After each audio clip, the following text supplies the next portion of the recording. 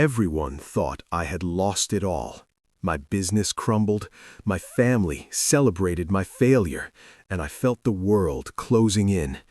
But there was one person who stayed silent, my driver. He knew something I didn't yet. And in that silence, I realized money didn't make me arrogant. It made me patient. And patience, as I would soon learn, was the deadliest weapon of all. Watch closely, because what comes next isn't just revenge, it's justice. I had always believed that success speaks for itself.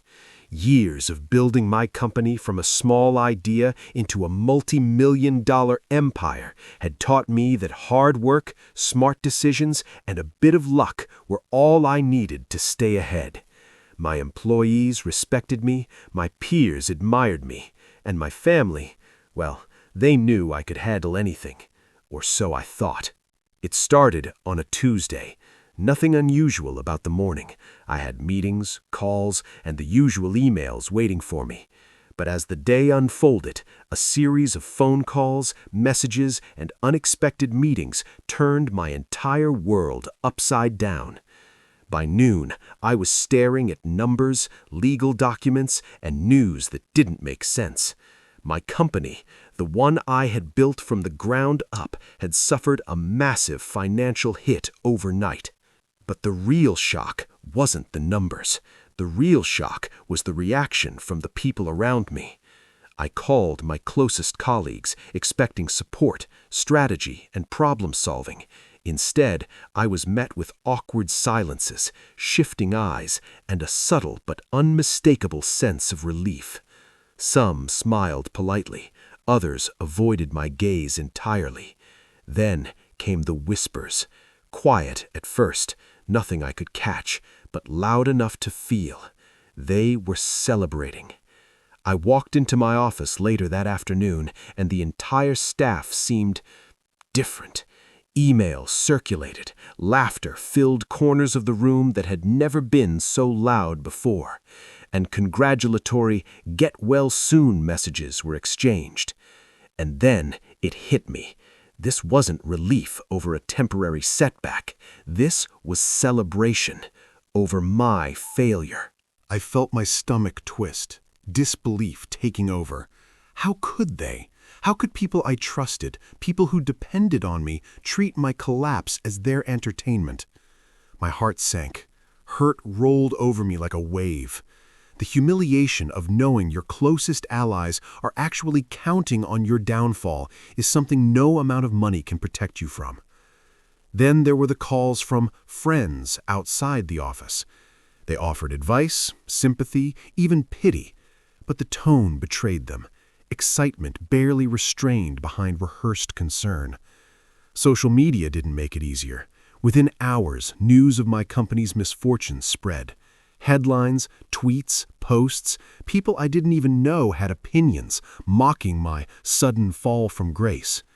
The betrayal stung the most at home. I went to my family that evening, thinking I would find comfort. My relatives, the ones I trusted implicitly, asked pointed questions, smirked at my explanations, and subtly hinted that perhaps I had overreached. Some even admitted, half-jokingly, that this was bound to happen someday. I realized in that moment that my life, the one I had built with sweat, strategy, and long nights, had shifted. The people I loved, the people I trusted, some were rooting for my demise. And yet, despite the shock, the humiliation, the anger bubbling beneath the surface, I didn't react. I didn't yell, I didn't storm out, I didn't cry, not yet. Because I knew something they didn't. They thought this was the end of me.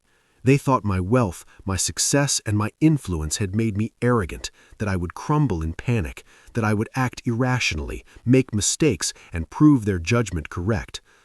I let them believe it.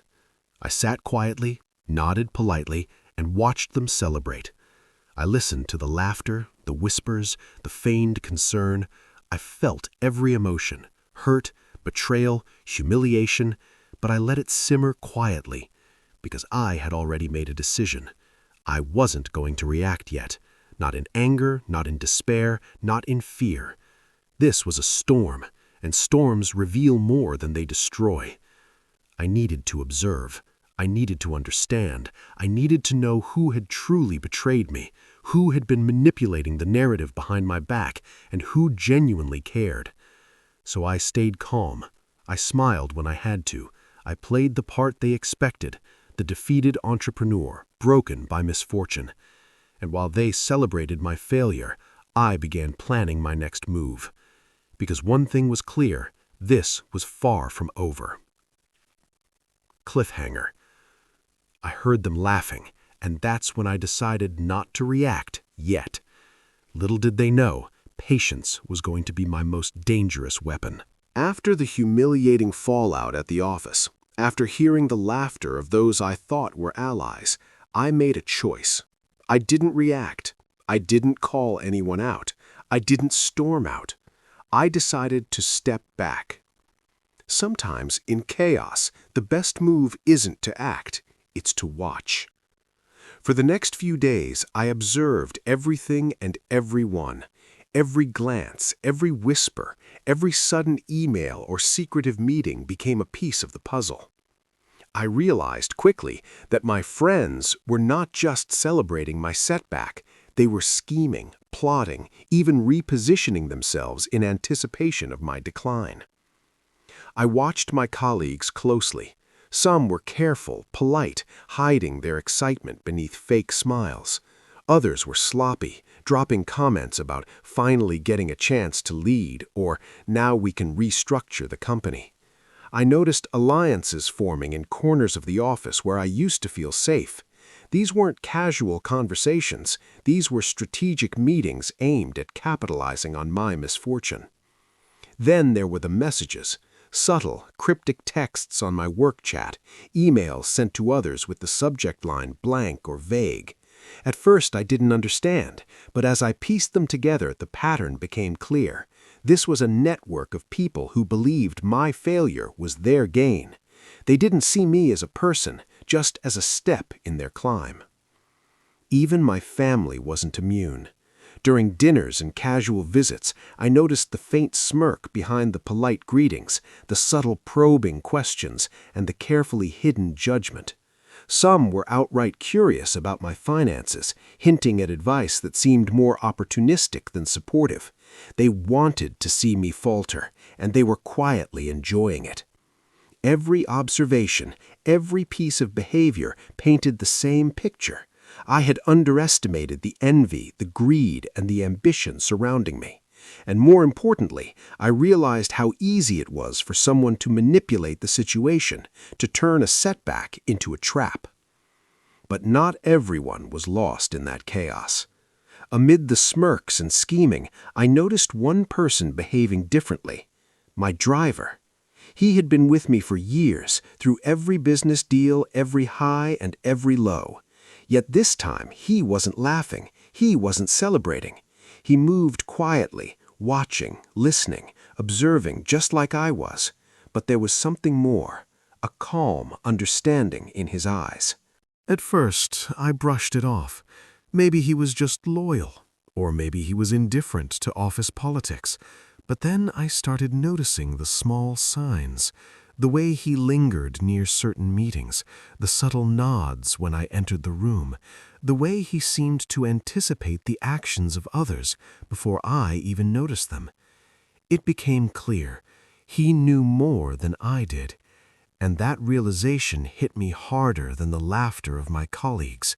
My driver, the person I had trusted for years to get me safely from point A to point B, was quietly holding the key to understanding the bigger picture. He had been observing the same chaos I was, but with insight, with knowledge, perhaps even with a plan of his own. I started confiding in him subtly, testing the waters. I asked questions about people I thought I could trust.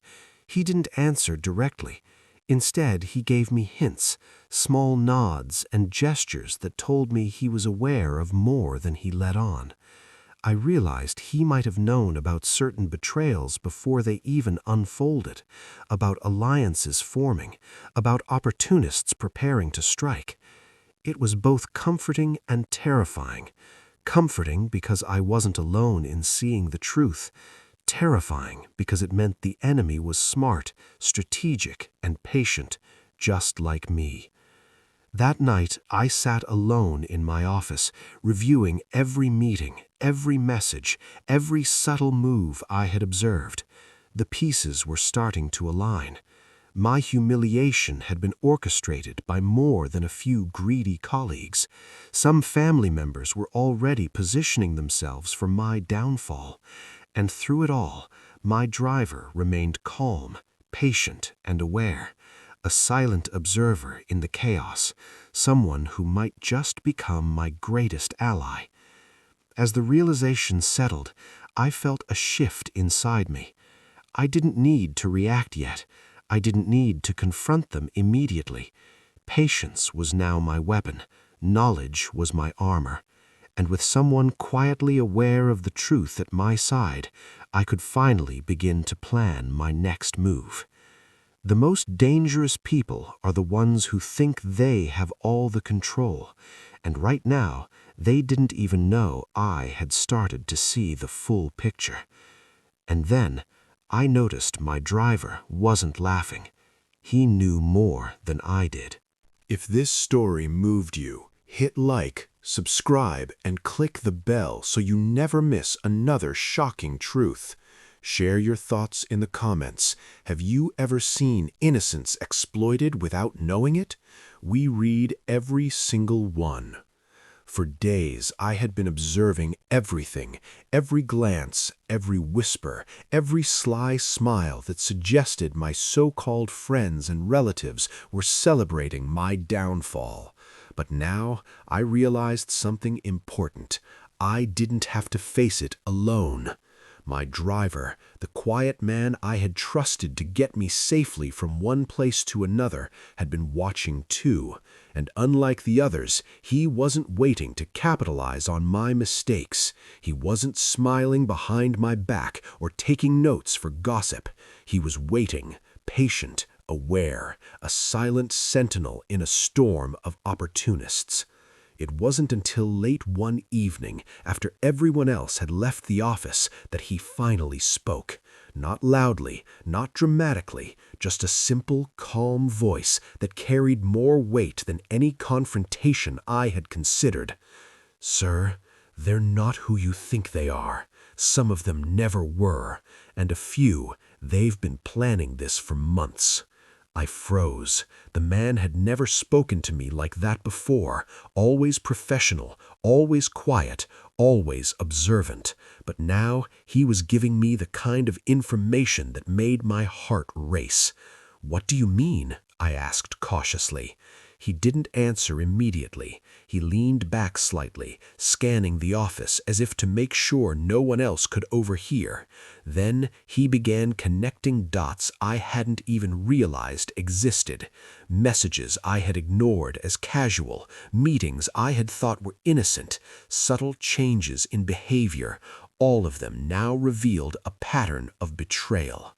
They've been coordinating with each other, your colleagues, some friends, even certain family members. They've been watching for a moment to strike, and they thought your downfall would be so sudden you wouldn't see it coming. I swallowed hard. A cold wave ran down my spine. The humiliation I had felt wasn't random. It was calculated. And yet, here was someone I trusted, quietly giving me the pieces I needed to understand the bigger picture. For the first time since the fall, I felt a glimmer of hope. Knowledge is power, but strategy is what turns that knowledge into survival. And my driver, my silent ally, was offering both. We spent hours discussing what he had observed. He shared names, motives, and even the hidden alliances I had completely overlooked. Some people I had considered loyal had already positioned themselves to profit from my misfortune. Others, I realized, were actively trying to sabotage every decision I made. But he also showed me who wasn't part of the deception, who could still be trusted. That clarity was priceless. For the first time, I could see the battlefield clearly. And for the first time, I felt the first spark of control returning. Patience became our shared strategy. We didn't confront anyone. We didn't react impulsively. Instead, we mapped everything out carefully. Who needed to be monitored, who was dangerous, and who could be used to bait the others. Every move I made from this point forward would be deliberate. Every smile, every conversation, every handshake, it would be part of a plan. "What's important," he said quietly, "is that they think you're broken, that you've lost, that you've fallen. But you're not done, sir. Not yet." Those words hit me harder than any insult or betrayal I had endured. He was right. The world had seen me as weak, as finished, but they underestimated one thing: patience. They underestimated the power of a man who had studied the game quietly while everyone else was celebrating his supposed defeat. I realized in that moment that money didn't make me arrogant. It didn't make me careless.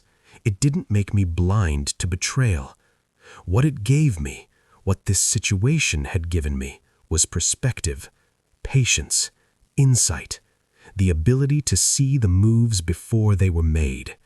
And with my driver quietly at my side, a true ally who had been watching, waiting, and protecting, I felt ready to move. Not with anger, not with impulsive revenge, but with strategy. Every decision, every step, every subtle action would be part of a plan that would ensure I wasn't just surviving, I would rise. The revelation hit me fully as I leaned back, letting the silence of the night settle around me. I wasn't alone. I wasn't powerless. And most importantly, those who thought I had fallen would soon learn that patience, not wealth, was my most dangerous weapon.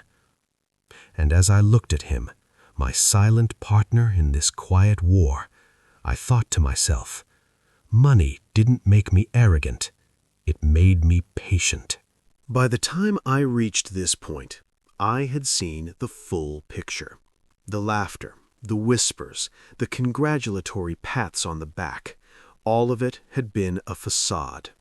My so-called friends, colleagues, and even distant relatives had celebrated my misfortune, believing I was finished. But they didn't understand the most important rule of survival. Patience is the deadliest weapon. With my driver at my side, quietly observing, I began to set the trap. Every move I made now was deliberate, calculated, and invisible to them. I didn't need to confront anyone yet. There was no rush. I had learned the hard way that those who think they are attacking someone are always the most vulnerable when they let their guard down. Step 1. Financial safeguards. I moved assets quietly, redirecting investments, accounts, and holdings to structures they had no access to. I wasn't hiding my wealth out of fear. I was controlling it, ensuring that anyone who believed they could manipulate me had no leverage. They assumed my downfall meant they could swoop in, take advantage, or claim what they thought was theirs. Every move I made reinforced that illusion. Step 2. Legal shields. My lawyer was informed, discreetly, quietly. Every contract, every agreement, every loophole they might try to exploit was analyzed and reinforced. I wasn't just protecting myself, I was creating a net that would catch anyone who thought they could manipulate the situation without consequence. Step 3. Observation and social play. I didn't confront anyone directly. Instead, I let them believe I had withdrawn from life, that I was vulnerable, perhaps even defeated. Meanwhile, I watched. Every conversation, every interaction, every subtle gesture was recorded mentally and sometimes literally. I started to notice patterns: who communicated with whom, who tried to assert influence, and who underestimated me entirely. The brilliance of this plan was that it relied on their arrogance. They assumed my wealth made me careless, that money had softened me or distracted me. But money didn't make me arrogant. Money didn't make me weak. It gave me resources, yes, but more importantly, it gave me the ability to be patient, to wait, to let them overextend themselves. Even small interactions were part of the trap. Invitations, casual meetings, emails, I let them come to me, thinking I was distracted or preoccupied. Every casual smile, every polite conversation, every handshake reinforced their false sense of confidence. They were walking right into the pattern I had laid out, and they didn't even know it. My driver, ever vigilant, was the unseen witness and the second set of eyes I relied on. He noticed what I sometimes didn't: subtle shifts in tone, an email sent too late at night, a meeting that was a little too secretive. Together we had mapped their moves, their allies, and even their motivations. The trap wasn't just about protecting myself anymore. It was about revealing the truth of who they really were: opportunists, manipulators, predators who had mistaken patience for weakness. The day came when the first piece of the trap was triggered. A misstep by one of them, a poorly thought-out message intended to provoke me, instead set off a chain of consequences they couldn't see. Their arrogance made them predictable, their haste made them careless, and their assumption that I was defeated made them blind. I watched quietly as panic, confusion, and doubt began to ripple through their ranks.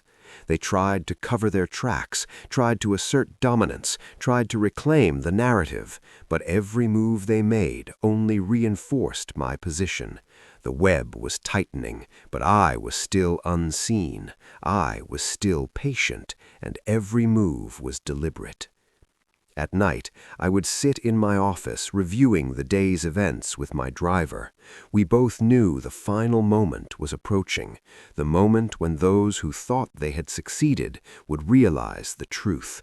But until then, silence, observation, and strategic restraint were our allies. Because here's the thing: the people who think they've won are the easiest to trap. They let their guard down, overstep boundaries, and assume control over someone they've underestimated, and that's when the hunter strikes. As I leaned back in my chair, watching the intricate dance of missteps and miscalculations, I smiled quietly. They thought I had lost everything, but they had only lost track of me. Patience, as I had learned, was the ultimate weapon. While those who betrayed me thought they were celebrating my defeat, they were actually walking blind into a carefully laid trap. By this point, I wasn't reacting anymore. I was orchestrating, observing, and letting time do the heavy lifting. Every careless move they made was a thread I tugged quietly. Emails sent in haste, secret meetings revealed through subtle observation, financial decisions made under false assumptions, all of it was cataloged and ready to become part of the payoff. I didn't need to confront anyone immediately. The beauty of this plan was in letting them expose themselves without knowing it. I had reinforced my financial and legal positions so thoroughly that any attempt to undermine me would bounce back instantly. Bank accounts were fortified, contracts meticulously reviewed, and assets structured in ways that made their expected advantage impossible. They believed my wealth made me vulnerable, that the fall had softened me. In truth, it had sharpened me. Every setback had been a lesson, and every lesson had been stored like ammunition. The driver, my silent ally, continued to report observations.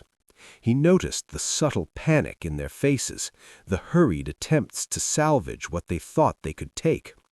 They didn't know it yet, but every misstep, every overreach, and every false assumption was now a brick in the cage I had built around them. It started quietly. A business associate who had gossiped about my misfortune began receiving careful, calibrated reminders of past agreements and liabilities. Another, who laughed at my ruin, suddenly faced legal scrutiny he hadn't anticipated. Each exposure was precise, enough to make them question themselves, but never enough for them to pin it directly on me. Socially, the betrayal began to unravel. The circles that had once admired or envied them now saw cracks, rumors, and inconsistencies. People began asking questions, noticing discrepancies, and losing trust. They thought they had outmaneuvered me, but their arrogance made them predictable. I chose my moments deliberately. I didn't confront them in anger. I revealed truths slowly, letting the consequences accumulate naturally. A careless text here, a poorly worded email there, every detail became evidence. Every lie, every manipulation, and every false assumption would unravel them completely. The beauty of this was that it wasn't just justice, it was poetic. They had assumed I would react emotionally. Instead, I had become untouchable because I didn't act at all, at least not openly. One by one, the pieces fell into place. The financial repercussions hit first as contracts and agreements exposed hidden liabilities. The social humiliation followed as confidants and colleagues realized how badly they had misread the situation. And the personal betrayal, the one they had relied on to go unnoticed, became a mirror in which they finally saw themselves. Watching it unfold, I felt no gloating. This wasn't about revenge from my own ego. It was about restoring balance and exposing truth. They had underestimated patience, underappreciated foresight, and mistook apparent weakness for opportunity. I had given them the illusion of control, and they had taken it. Now they were learning that appearances can be deadly deceiving. The driver, standing quietly at my side, gave me a small nod. He understood the beauty of timing, the power of restraint. Together, we had let their own actions build the stage for the outcome. Every betrayal, every misstep, every miscalculation had done more than I ever could with confrontation. Finally, the last domino fell. They realized the extent of the network I had quietly created, the strength of my protections, and the precision of the trap they had walked into. But by then, it was too late. All they could do was watch the consequences unfold and understand, too late, that they had misjudged me entirely. As they scrambled to salvage what they could, I leaned back, calm and collected. I didn't raise my voice, I didn't rush forward, I simply let patience, foresight, and strategy speak louder than any words ever could. They realized too late, patience was my weapon.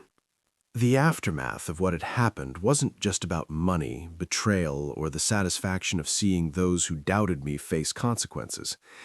It was about clarity, about understanding life, human nature, and the delicate balance between trust and caution. Sitting in the quiet of my office, looking out at the city lights, I realized how fragile success can be when surrounded by people who measure you not by your character, but by what they think they can take. Surviving betrayal, especially from those I had considered close or harmless, taught me one thing immediately. Wealth doesn't protect you.